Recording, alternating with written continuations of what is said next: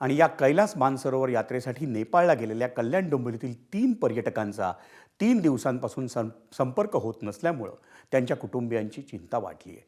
डोंबिवलीतील सुनील सुभेदार यांचा आणि कल्याण पश्चिम परिसरातील संजय पाटील आणि त्यांच्या पत्नी नलिनी पाटील यांचा त्यात समावेश आहे. पाटील दाम्पत्याच्या शेजाऱ्यांनाही या घटनेचा मोठा धक्का बसलाय.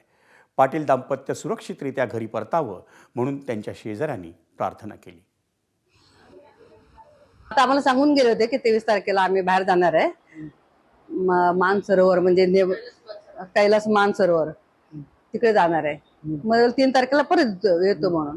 मग आता एक काल ते तिकडे काय झालं ते आता बाढ आली त्याच्यामुळे आता सगळी लोक बोलतायत की कुठं बेपत्ता आहेत म्हणून. फक्त काय माहिती नाही, पण सकाळी 6:30ला एक खबर अपडेट आली होती त्यांची की आमची बस आता निघाली म्हणून, असं त्यांच्या तिकडच्या ग्रुपची. नलिनी पाटीलच्या मिस्टरांचा भाऊ, मोठा भाऊ, त्यांच्याही संपर्क साधला. मग तो बोला ठीक आहे, तलाठीला मी नंबर दिला. मग त्याच्याकडे त्यांच्या मुलाचा नंबर घेतला, तो अमेरिकेला आहे.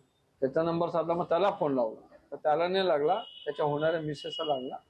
मग त्यांनी सांगितलं की म्हणे ते तिथून निघाले काठमांडूला. त्यांच्या मावशीचा मुलगा आणि त्यांचा मुलगा काठमांडू निघाले विमानाने त्यांना शोधण्यासाठी. कैलास मानसरोवर यात्रेसाठी नेपाळमध्ये गेलेले अंधेरीतील डॉक्टर मिलिंद चितळे आणि त्यांच्या पत्नी जान्हवी या दोघांचाही त्यांच्या कुटुंबियांसोबतचा संपर्क तुटलाय. त्यामुळे नेपाळमधल्या महाप्रलयात अंधेरीचं चितळे दाम्पत्य बेपत्ता असल्याचं सांगण्यात येत आहे. अंधेरीतील मालपा डोंगरी परिसरात राहणारे डॉक्टर मिलिंद चितळे यांचं क्लिनिक हे सोमवारपासून बंद आहे.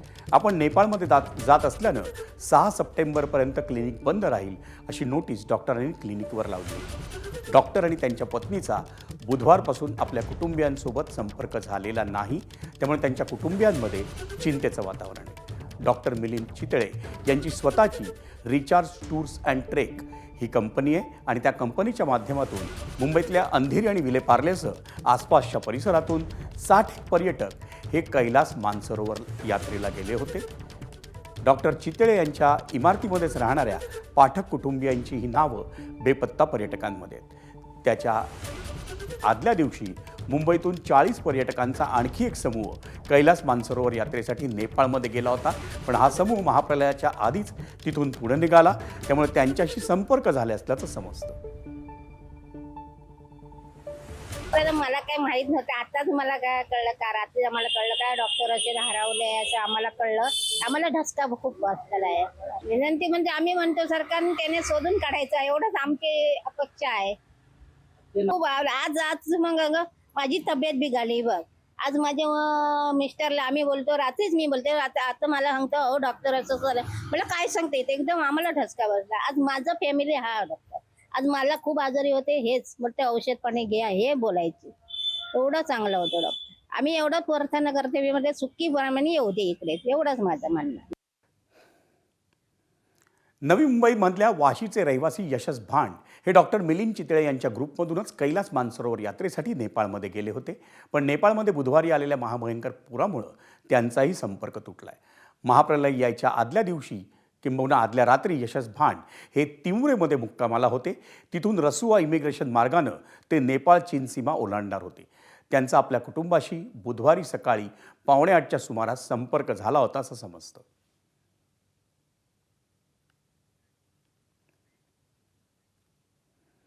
आणि कैलास मानसरोवर यात्रेसाठी नेपाळमध्ये गेलेले डोंबिवलीचे प्रकाश माने आणि त्यांच्या पत्नी या सुखरूप असल्याची माहिती मिळाल्यानं त्यांच्या कुटुंबियांना दिलासा मिळाला आहे. नेपाळमध्ये महाप्रलय आला त्यावेळी दुर्घटना झाली त्या ठिकाणापासून माने दाम्पत्य हे खूप दूर होतं, त्यामुळे ते दोघंही सुखरूप आहेत.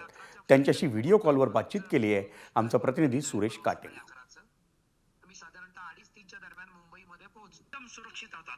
त्यांच्या पत्नी जे आहेत ते मानसरोवरसाठी या यात्रेला गेलेले आहेत, मात्र ते सुरक्षित असल्याची त्यांनी माहिती आपल्याला दिलेली आहे. आता सध्या ते आपल्यासोबत व्हिडिओ द्वारे आपल्याशी आपण त्यांची संपर्क साधत आहोत.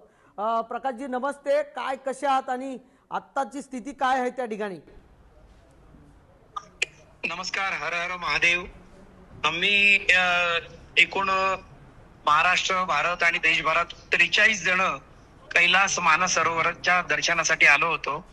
आता आम्ही सगळेजण सुरक्षित आहोत, पण आम्ही जेव्हा त्या ठिकाणी दर्शन घेत होतो आणि दर्शनाला जाण्यापूर्वी आम्ही ज्या ठिकाणी थांबलो होतो नेपाळ चायना बॉर्डरला, आणि ज्या हॉटेलमध्ये राहिले होते ते सगळं वाहून गेलं आणि शेकडो लोक तिथे मृत्युमुखी पडलेली आहेत. तुम्ही आता नेमकं कुठे आहात आणि सुरक्षित आहात का, आणि उद्या कुठे प्रवास असणार आहे तुमचा? आता आम्ही एकदम सुरक्षित आहोत. आता आम्ही एकदम छान 5 स्टार हॉटेलमध्ये आहोत.